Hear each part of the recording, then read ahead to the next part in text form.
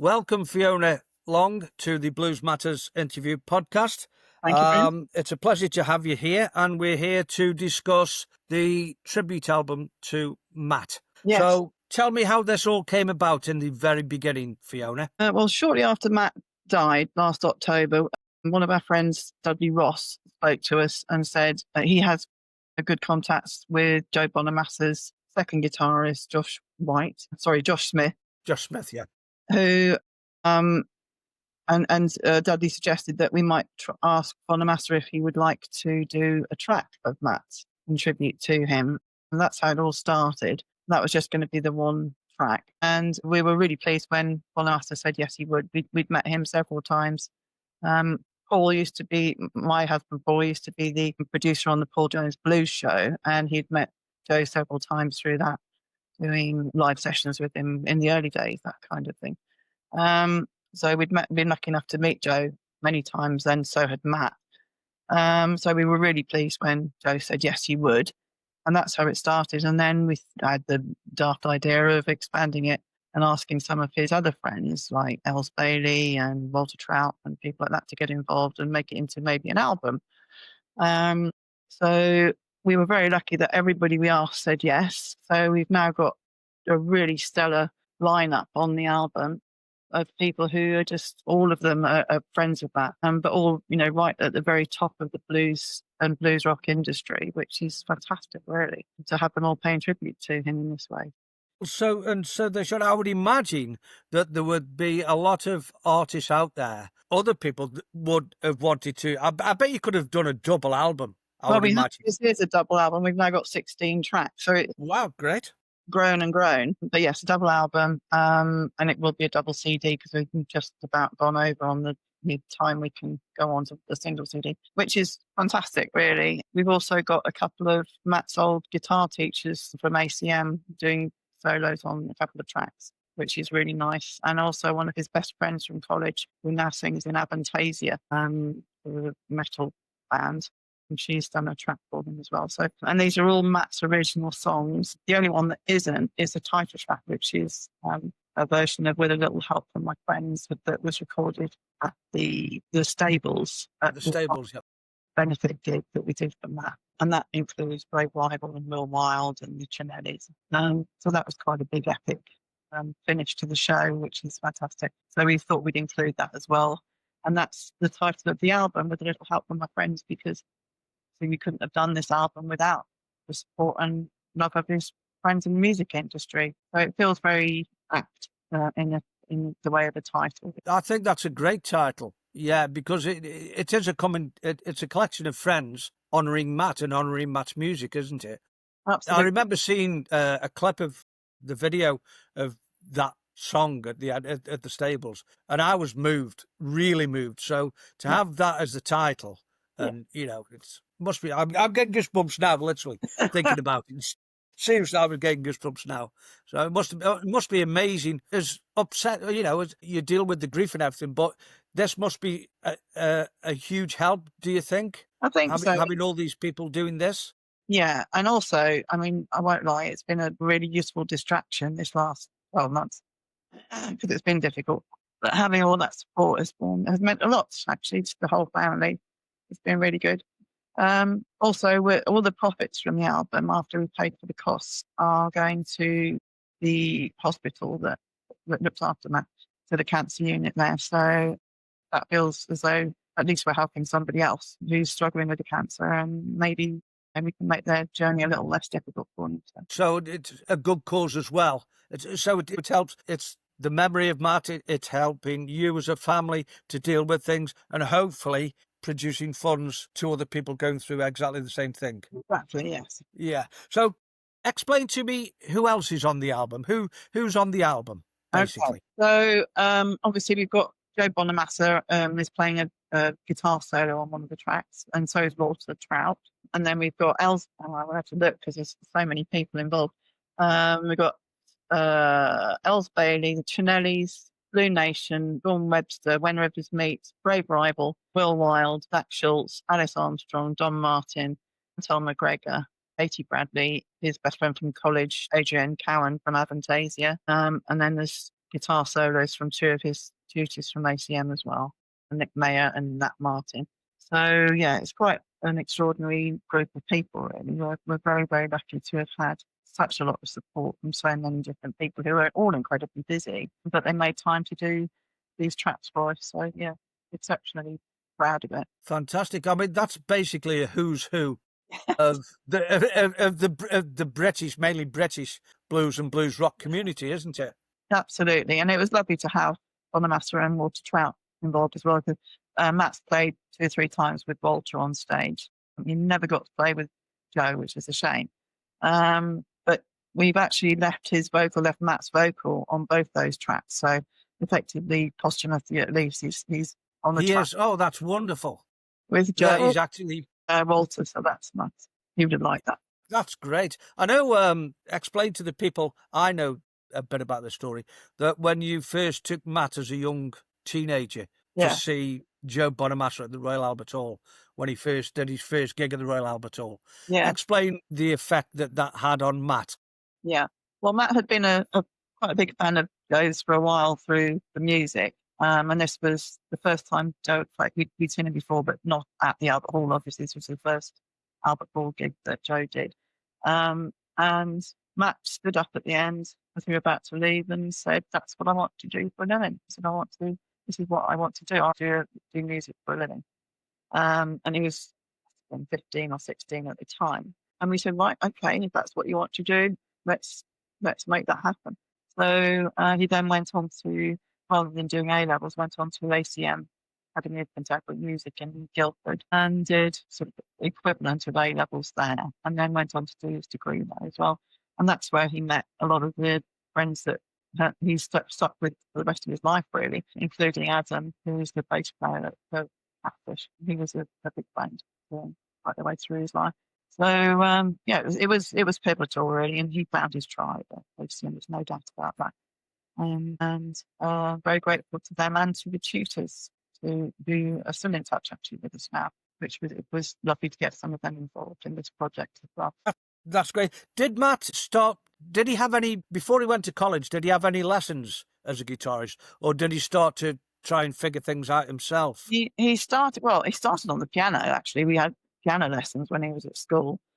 He even after 3 years of piano lessons, he still couldn't tell you the names of the notes, FACE and EGBDF. Couldn't do it. Wasn't going in. He could play from ear. He could pick up a tune off the radio very easily, but he just couldn't play from written down music, sheet music. And then we had guitars in the house because Paul used to play guitar and keyboard, and Matt used to just pick them up and have a little play with them. And he again started teaching himself stuff off the radio. And after a while, he said, "Could I have some proper lessons?" And we had lessons with this little guy out in the woods. He's an old surfer dude, and Alec McCowan, his name is. He's such a lovely guy, and he used to teach him that you didn't have to just play G here. You could play it here or here.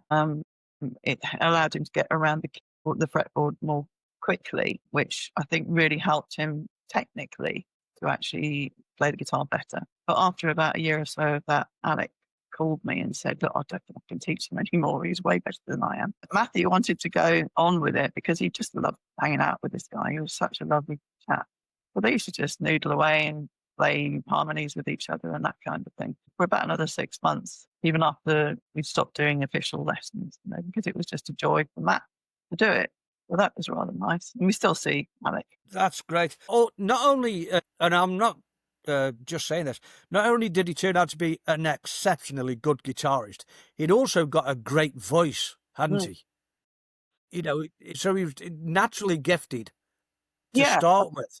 That was a surprise, actually, because when he was at ACM, he was in bands where there was a vocalist, so we never really saw very much of that. But when he started writing his own music, he would do demos, and sometimes I was singing on this. If he got someone from ACM doing the vocal, and no, it was him. So yes, he just developed that on his own, really, and grew and grew. But he had quite a hefty power in his voice, and it really delivered the blues rock edge, I think, that Catfish had. It wasn't just a blues band, it was very much a blues rock band. And he could sing blues as well, but it was the power in the blues rock tracks that I think made Catfish a bit special. Absolutely. The last time that we saw Catfish was when they played the Blues Matter stage in Blackpool. Yes, that was one of the last gigs he played, sadly. Yeah, I know.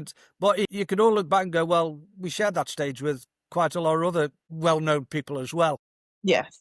No, that was a great day. It was a great gig. Yeah, it really was. It really was. So how did you go about choosing the actual tracks, or did you leave that up to the individuals who were invited to come along? To a certain extent, there were a couple that kind of, like the ones I offered to Zach Schultz, were both tracks that absolutely screamed Zach, because he plays at 100 miles an hour, and they were these two really high energy tracks that either of which he would have blown away. And so I just said, one of these, can you do one of these? And he picked one.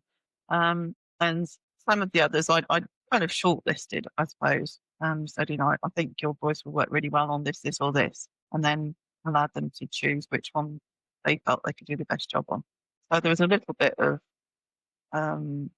influence.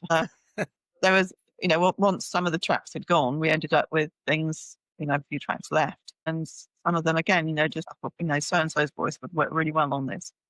So, yes, there was a little bit of that, but to a certain extent, some of them chose within the list I sent them.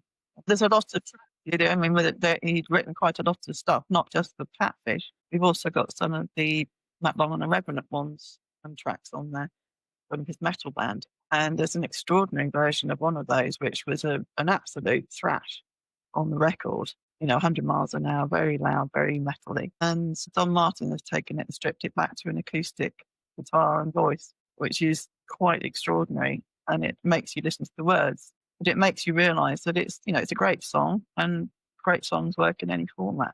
So, They do. Yeah. It's not all. I mean, one of the first instances I heard of that was way back when Clapton did the same with Layla on the Unplugged. It just shows you how it can work in a different way. Yes. And it does make you listen to the words more. Yes. Yeah. And I think with Dom, he's just got such an incredible way of expressing himself, not just on his guitar, but in his vocals. And it's so emotional. And I think that really helps. I'm not sure many people could have done it with that song, but he did it. He did it. He's another one. He's a great artist. I'm a big fan and big supporter of what Don Martin does. Yeah. I think he's, he ought to be a lot more well known than he actually is. Yeah. Hopefully that will come. I think he's starting to break through. Hopefully he'll fly more. I hope, because he is an incredible talent. Yeah, he is a very, very incredible. Yeah. So where did people record the songs?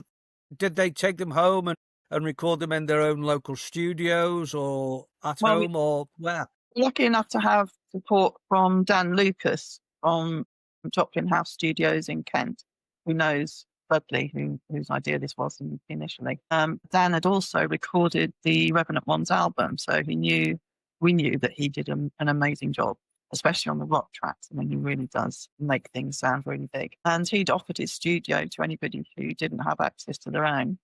So 3 or 4 of the tracks were recorded there. A couple of them were recorded in a studio in Lincolnshire, and where we involved the Wilson brothers. Bill Wilson had been playing with Catfish for a while, and obviously his brother Ash as well, so he did some. And then the Cinellis and Elles Bailey used a place down near Bristol. So all over the place, really, and some people did it in their own bedroom, it was a stripped back acoustic. So, all over the place, really. They've all been, most of them have been mixed by Dan Lucas, regardless of where they were recorded. And the rest have been done here by my husband, Paul, who's a sound engineer. So, yes, they're all going to be pretty good quality stuff, I think. I'm sure it is, yeah, because you've got all these great people involved in it, people who know what they're doing, So how big a help was Dudley Ross, and how big an influence on Matt's career was Dudley? Because I've met Dudley a couple of times. He's very good. Yeah, he is. Well, his connection really was because of his connection with Josh Smith. He had a way in, if you like, to Joe Bonamassa. We couldn't really just fold up to him and said, can you do this for us? But because it came through Josh, and Josh sort of oversaw it, and he helped with the recording of it, and and did the whole structure of the piece for him so that he knew exactly what he needed to play and where. So his influence got us that, I think, and I'm not sure we'd have got Bonamassa otherwise. Even though we do know him personally, I think it was a different kind of relationship that Dudley has with the band. So yeah, very, very grateful to him, because that's the keystone, if you like, of this album, is having Bonamassa on it. Bonamassa was very much Matt's big influence, and you can hear it in his playing, and he's always been his number one person, I suppose, closely followed by Walter Trout, who's a personal friend of ours. We went backstage a few days after Matt died, actually. He invited us Oh, to the wow. and just stood in the huddle, I had a good cry. So yeah, he was a very lovely guy. Yeah, yeah. I've been lucky enough to meet Joe Bonamassa, and I've been lucky enough to meet Walter Trout as well. Yeah. And you're really just deep down You lovely people. nice people. Yeah. Just nice people, aren't they? One of the times when we met Bonamassa backstage, I think it was down in Bexhill at the Delaware, a few years before he did the Albert Hall. And he knew that Matt was going to ACM on Saturdays to do the Saturday tuition courses, and that he wanted to be a musician. And he went backstage, back to his dressing room, and brought out this little tiny orange practice speaker that he was using and gave it to Matt. And it might as well have been the Ark of the Covenant, because he just wouldn't touch it for literally a year. He did it because it was on Bonamassa settings. And he just sat and looked at it, because it was part of his hero's equipment. Yeah. And it meant so much to Matt. And so, yeah, Joe has been a lovely, lovely guy to us over the years. It's been really sweet. So really, That's a lovely thing for someone like Joe to do. But even when he was coming up, he wasn't obviously the star that he is now. But that just shows one musician helping a younger musician exactly to come through. That was very sweet of him. Yeah, and hopefully this album can be part of that as well. Can help younger musicians. I hope so. Yes. Yeah. I mean, I think you probably saw on Facebook that we've sponsored a scholarship in Matt's name at his old college. Yes, I did see that. Yeah. So that's nice. So that person has now started at ACM with a little bit of help. And he's an incredibly talented guy. So we're really pleased to see that starting to give something back as well. And that will continue. That will be a yearly thing. That's a wonderful thing to set up a scholarship in Matt's name. I think Matt would have liked it. We're trying to do things that we think Matt would have approved of. We donated a piece of equipment to the cancer unit at the hospital that looked after him as well. Little scanner, handheld scanner, which is something that, had we had it when Matt was around, it would have helped, because there were times when you end up having to be shuffled to the other side of the hospital to the radiology department and you sit in the corridor waiting. Whereas this allows you to do it at your bedside. So it doesn't sound like much, but it's massive. If you're in hospital and you don't have to sit in a cold corridor in your bed waiting to be seen, someone can just come and do it in the comfort of your own room. So just little things like that make your cancer journey a little bit less horrendous than it already is, I suppose. Yeah, from tiny acorns. Yeah, that's the thing, isn't it? From tiny acorns. Exactly. And the cancer hits everybody, every family, everywhere. Unfortunately. So, do you have difficult question? I guess. Do you have a particular favourite track on the album? Oh, that's a back to the wildfire, isn't it? No, I can't say about favourite. Right. Okay. But I mean, the big finish track is going to be the with a little help from my friends. So that's going to be the final track, and I think that's kind of special to me because it was such a big moment in that trip, the benefit gig, and when everybody came up back on stage and just sang, and Matt played, and that did turn out to be the last time he played live, so that's a bit special. Do you think that this, after the album, do you think this could turn into a live gig to celebrate in Matt's name? I'd love it to. I mean, a couple of the artists have said, they'd love to do it if we can pull something off. There's just so much work involved in something like that. I mean, the last one, the benefit gig at the stables, for example, I had Stephen Stanley, who does that for a living, putting it all together. So that was a slightly different thing. But we've got 16 tracks. So who do you ask? Because you can't have everybody there. And also, they're all very busy people and they're all off touring. So who would you actually manage to get together on one night in one place? and where would you do it? All that. So it's a massive undertaking if we were to do that. But yeah, of course, I'd love to. It would be lovely to be able to do an album launch, if you like, at one venue with as many people as you could round up on the one night. But whether that will happen, I really don't know. You never know. You never know, do you? Are you going to have an album launch then at somewhere special for the tribute album? Well, again, we can't really see how that would happen unless you had the people there in the room to play their song. Yeah.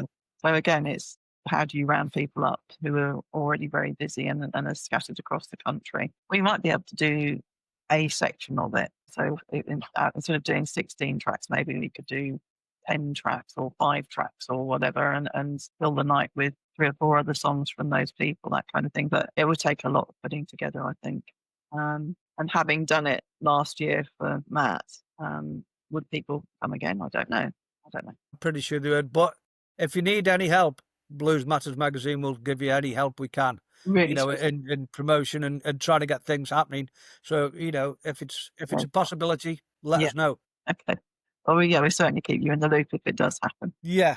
Well, it's been absolutely lovely to talk to you, Fiona. I can't wait to hear the album. I really can't. Yeah. Because with all the people that you've got on there, I've been lucky enough to meet the majority of them. I know all of their works. Yeah. So, this is going to be can you tell everybody the actual release date? Well, the pre-release is on the 7th of November, which would have been Matt's birthday. So we thought we'd use that as the pre-release very soon. And the release of the album itself, we think, is going to be probably end of February, beginning of March. But there's a bit more work to be done on that just at the moment. We're just waiting for the last few bits to come in. And then we're hoping to get it mastered by the end of this month.